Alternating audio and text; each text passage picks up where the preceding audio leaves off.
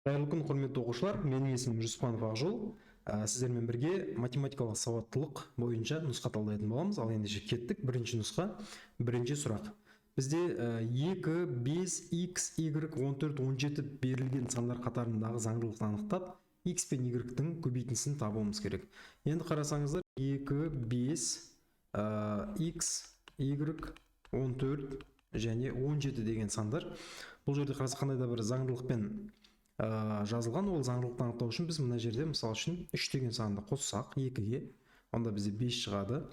Бұдан кейін мына жерде заңдылық қарасақ, 14-ке 3-ті қоссақ 17 шығады. Яғни біз ары қарай қосып көре берсек, 5-ке 3-ті қоссақ, бізде онда x-іміз ол 8-ге тең болады. Енді осы 8-ге тағы да 3-ті қоссақ, онда y бізде 11-ге тең болады. 11-ге 3-ті қоссақ, онда 14 болады. Демек, заңдылығымыз орындалып тұр. Сонда бізде x 8-ге тең, ал y бізде 11-ге тең. Демек, екеуінің көбейтіндісі ол бізде 88 деген сан болады. Яғни Б нұсқасы дұрыс болады. Келесі есепте 25, 26, 36, 50, 66 сандарының ішіндегі әртүрлі 3 жай санның көбейтіндісі түрінде жазылатын санды табыңыз дейді. Ол үшін біз не істейміз? Ең бірінші жай санға, ең кіші жай санға бөлеміз. Мұндағы 26 деген санды біз бірінші қарастыратын болсақ, онда 2 деген санға бөлсек, бізде 13 шығады. 13 деген сан енді ол бірге және өзіне ғана бөлінеді. Демек, бізде 26 деген санымыз ол 2 мен 13-тің көбейтіндісі ғана. Демек, бізде әртүрлі 3 жай санның көбейтіндісі шартын орындап тұр ма? Орындап тұрған жоқ. Енді екінші есепті қарастыратын болсақ, бізде 36 деген сан, 36-ны біз 2-ге бөлеміз, 18. Одан кейін 18 деген сан тағы да 2-ге бөлінеді. Бізде 9, 9 деген сан бізде 3-ге бөлінеді. Одан кейін 3 деген сан тағы да бізде 3-ке бөлінеді, 1 болады. Демек, қарасақ, оқушылар, бізде 2, 2, 3, 3 деген сандардың көбейтіндісінен тұрады екен, оқушылар. Көрдік па? Демек, бұл бізде 3 жай санды шартын орындап тұрған жоқ. Ал енді келесі үшіншісін көретін болсақ, онда бізде үшіншісі 50 деген сан. 50-ді біз 2-ге бөлсек, ол бізде 25 болады. Ары қарай 25-ті біз 2-ге, 3-ге бөлінбейді, 4-ге бөлінбейді, 5-ге бөлінеді, 5 қалады. Демек, 5-ті тағы да 5-ге бөлеміз, ол 1 қалады. Демек, бізде ол 2, 5, 5 деген 3 жай сан, бірақ 3 түрлі емес та. Яғни 5 пен 5 бізде ұқсап тұр. Демек, бұл да бізде жарамайды. Соңғысын көретін болсақ, оқушылар, бізде 4-шісі 66 деген сан. 66-ны біз 2-ге бөлсек, ол бізде 33 болады. 33-ті біз 3-ге бөлсек, 11 болады. Сосын 11-ді 11-ге бөлеміз, ол 1 шығады. Енді қарасақ, оқушылар, демек 66 деген санымыз біздің 2, 3 және 11 деген сандардың көбейтіндісінен тұрады. Демек, 3 жай сан, 3 түрлі жай сан, яғни осы бізде соңғысы, яғни 66 деген цифр ғана тура келеді. Ары қарай кеттік. Жалпы жай сандар дегеніміз өзіне және бірге ғана бөлінетін сандарды айтамыз. Келесі үшінші, төмендегі гистограммада көп қабатты үйлер және олардың биіктіктері метрмен көрсетілген. 4 үй берілген. Біріншісінің биіктігі бізде 52 метрға тең, екіншісі 37, үшіншісі 43, төртіншісі 28. Гистограмманы пайдаланып көп қабатты үйлердің биіктіктерінің медианасын табуымыз керек. Енді ол үшін біз биіктігін өсу ретімен жазып аламыз. Бірінші бізде 28 метр, одан кейін 37 метрлік үй, сосын 43 метрлік және 52 метрлік үйлер. Енді медиана дегеніміз, оқушылар, ол қатар тұрған өсу ретімен жазылған цифрлардың ортасындағы сан. Ал егер бізде ол жұп сандар, қатарымыз жұп саннан тұратын болса, то есть 4 саннан тұр ғой. Демек, ол кезде біз ортасында тұрған 2 санды қосып 2-ге бөлеміз. Яғни 37-ні 43-ге қосып 2-ге бөлсек, оқушылар, онда 80-ді біз 2-ге бөлеміз де, ол бізде 40 метр деген болып шыға келеді. Демек, бізде Б нұсқасы дұрыс жауабы болады. Ал егер бізде мына жерде 5 үй берілгенде, мысалы үшін, мына жерге тағы да бір 87 деген секілді бір санмен 5 үй берілгенде, онда бізде ол ортасындағы цифр бола салатын еді. Түсінікті айттым ғой дейме? Келесі ары қарай 4-ші есеп, еңбек өнімділігінің Y өнім мөлшері жұмыс уақытының ұзақтығына тәуелділігі X уақыты заңдылығымен өзгерген функция дейді.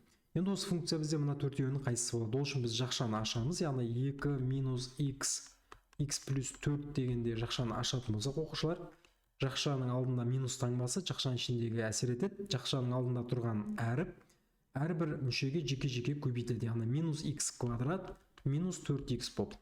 Енді осыны реттеп жазып қойсақ, минус x квадрат минус 4x плюс 2 деген функция. Бұл бізде квадраттық функция болып табылады, оқушылар. кубтық функция деген сөз дәрежесінде 3 дәреже болуы керек. Көрсеткіштік функция деген сөз дәрежесінде айнымалысы тұру керек. Мысалы үшін мына 2-ның x дәрежесі деген секілді мына жерде x куб болып басталу керек. Ал сызықтық функцияда y тең 2x плюс 3 деген секілді, яғни дәрежесінде 1 болатын цифр функцияны айтамыз. Демек біздің жауап квадраттық функция болып табылады. Ары қарай Ерболдың інісі және бір қарындасы бар. Ербол 15-те, бізде 15-те деп қояйық. 15-те, інісі 11-де, бізде 11-де, және қарындасы Q бізде 9-да. Әкесі Ерболға 2800 теңге берді. 2800 теңге беріп, үшеуінің жастарына сәйкес қатынаста бөліп алуды тапсырды. Енді үшеуінің жасын қоссақ, онда бізде қанша болады? 15, 26, 35 па? 35. Үшеуінің жасы 35. Демек біз не істейміз? 2800 деген цифрды 35-ке бөлеміз. 35-ке калькулятормен бөліп жіберсек. 35-ке 2800-ді бөлеміз 35-ке, бізде 80 деген сан шығады. Енді осы 80-ді біз не істейміз? Әрқайсының жасына жеке-жеке көбейтетін болсақ, мысалға 15 көбейтеміз 80, онда Ерболға берілген ақша шығады 1200 теңге. 11-ге көбейтеміз 80, 880 деген ақша шығады. Ал 9-ға 80-ді көбейтсек, бізде ол 720 деген ақша шығады. Енді бізде қарасаңыздар, демек барлығының жастарын қосып, бүкіл ақшаны сол жасқа бөлемізді, 80-ге демек әр бір жасқа 80 теңгеден үлеседі. Ал енді бізде сұрақ, інісі қанша теңге алды десек, онда інісі бізде 11 жаста болғандықтан 880 теңге алған болып есептелінеді. Яғни жауабымыз Д жауабы болады. Келесі есепте шамамен 30 жыл бұрын жапондық селекционерлер алғаш рет дәстүрлі емес текше тәрізді қарбыз өсірді. Текше деген бізде ол кубик. Текше қарбыз өсіру кезінде текше пішінін беретін арнайы құрылғылар пайдаланылған. Мұндай қарбыздар 20 см жағы бар текше пішінде пластикалық қорапта өсіріледі. Демек текше деген мынандай ыдыс бізде. Текшенің қыры, яғни жағы деген сөз, енді сантиметрмен берілгендіктен бізде мына әр жағы 20 сантиметрден оқушылар. Енді ең бірінші біз не істейміз? Осы жауаптардың барлығы метр кубпен тұрғандықтан, мұндағы сантиметр метрге айналдырып аламыз. Яғни қабырғасы 20 сантиметр метрге айналдыру үшін біз 100 деген санға бөлеміз. Өйткені 1 метрде 100 сантиметр бар. Сонда бұл 0,2 метр деген құрайды. Ал енді қарбыздың көлемін табу үшін осы кубтың көлемін табамыз. Яғни кубтың көлемінің формуласы А куб, 0,2-ні кубтасақ оқушылар 0,08 метр куб болады. Яғни Д нұсқасы дұрыс болады. Келесі, 3-тен 20-ға дейінгі барлық натурал сандардың ең үлкен ортақ бөлгішін табыңыз дейді. 3-тен 20-ға дейінгі, демек бұл жерде 3-тен бастап 20-ға дейінгі сандарды жазып шықсақ, 3, 4, 5, 6, 7, 8, 9, 10, 11, 12, 13, 14, 15, 16, 17, 18, 19, 20. Қараңыздар. Енді осы жерде ең үлкен ортақ бөлгіш деген, ең үлкен ортақ бөлгіш осылай белгіленеді оқушылар. Ең үлкен ортақ бөлгіш мына сандардың барлығын не істейміз біз? Ең барлығына бөлінетін бір сан болу керек. Барлығын бөлетін бір сан болу керек. Оның ішінде ең кішісін алып қарастыратынымыз оқушылар. Бізде 3 деген саннан бастаймыз. 3 3-ті бөледі, 3 4-ті бөледі ма? Қалдықсыз бөлінбейді, қалдықсыз бөлінбейді. Демек 3 бізде 6-ны, 9-ды, 12-ні, 15-ті, 18-ді ғана бөле алады. Ары қарай 4, 5 ешқандай санды қолданудың қажет жоқ. Өйткені бұлар мына артындағы өзінің санын ол ешқандай да қалдықсыз бөле алмайды. 3-ті 4-ке бөле алмаймыз ғой. Демек бұдан кіші сандар қарасаңыз, мұндағы 2 және 1 деген сандар бар. 2-ні қарастырып көрсек, бізде 2 3-ті бөле алмайды. Яғни бөледі, то есть қалдықсыз бөле алмайды, дұрыс па? 2 тек қана жұп сандарды бөліп шығады. Сонымен біздің жауап ол 1 болады. Демек 1 деген цифр ғана 3-тен 20-ға дейінгі сандардың ең үлкен ортақ бөлгіші болып саналады екен. Ары қарай келесі, суретте пәтердің сызбасы көрсетілген. Сызбада пәтер 2 тең шаршы мен 3 тіктөртбұрыштан тұрған. Енді суреттен қарасақ, шаршы бізде мынау тұрған екеуі болса керек, иә? Міне шаршы деген бізде төрт қабырғасы бірдей, демек 3, мына жерлерде бізде 3 метрден, табаны да 3 метр, мына жерде 3 метр.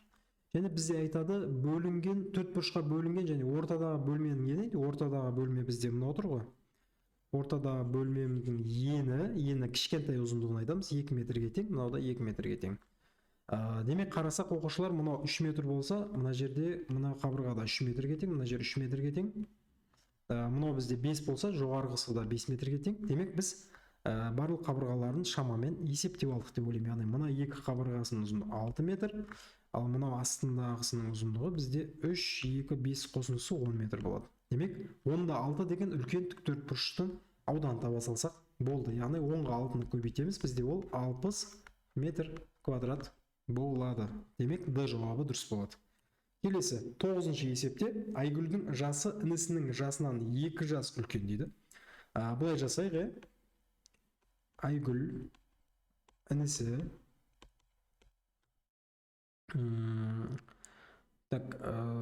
сосын Айгүлдің ағасы бар екен. Ағасы. Бұлай жасайық. Айгүлдің жасы бізде қандай болсын? X жаста болсын. Білмейміз, X.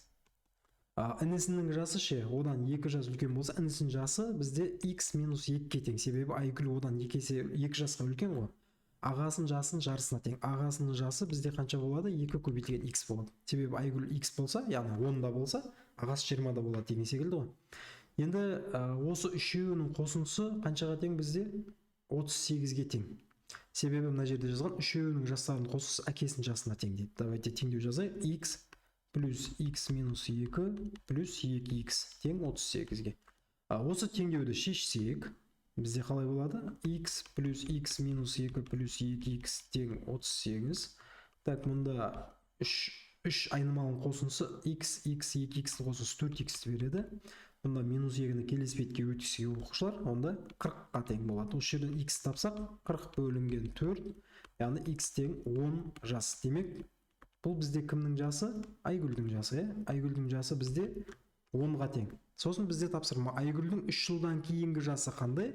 3 жылдан кейінгі жасы бізде ол әрине 13 жасқа ие болады, себебі 3 жыл қоса саламыз оған. Келесі, сыныптағы 25 оқушының әрқайсысы домбырамен үрмелі аспаптарға қатысады.